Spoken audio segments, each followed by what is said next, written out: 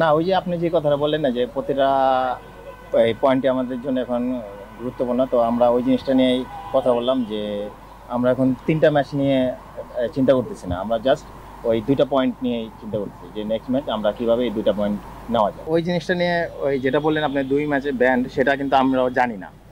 কারণ এটা সম্পূর্ণ ক্লাব আর বিসিবি জানে।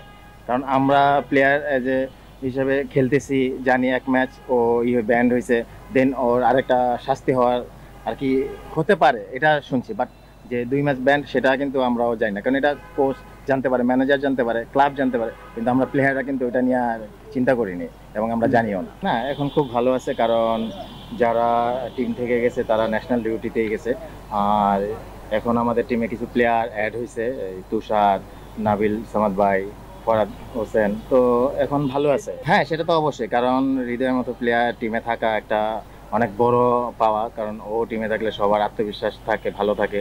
আর ও তো জানি না আমাদের এখন বেস্ট প্লেয়ার, কারণ হৃদয়কে পাওয়ার পর আমাদের টিমের প্লেয়াররাও খুব চাঙ্গা ছিল। দেখেন, সেটা ক্লাব আর বিসিবির ব্যাপার, সেটা আমাদের নিয়ে আর কি ওই বিষয় নিয়ে আমরা কোনো টেনশনই করতেছি না আর চিন্তাও করি না। কারণ এটা সম্পূর্ণই ক্লাব আর বিসিবির ব্যাপার, এটা ওনারাই জানে। প্লেয়াররা প্রফেশনাল হিসেবে খেলতেছে এখানে, কারণ এখানে অনেক ধরনের কথাই হবে। কারণ এই ধরনের কথা আমাদেরকে মেনে নিতেই হবে, কারণ ওই যারা দর্শক আছে তারাই আমাদেরকে ভালোবাসা দিবে, তারাই আমাদেরকে সাপোর্ট করে, তারা আমাদেরকে নিয়ে কথা বলে। কারণ তারা আমাদেরকে ভালোবাসে বলে এই কথাগুলো ওনারা বলে।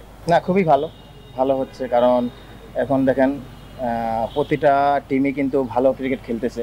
কারণ আপনারা আগে দেখছেন যে বলে দিতে পারবেন যে এই টিমগুলো সুপার লিগ খেলবে, এই টিমগুলো চ্যাম্পিয়ন হবে, কিন্তু এবার কিন্তু আপনারা ওটা বলতে পারতেছেন না, এবং কে চ্যাম্পিয়ন হবে সেটাও কিন্তু বলতে পারতেছেন।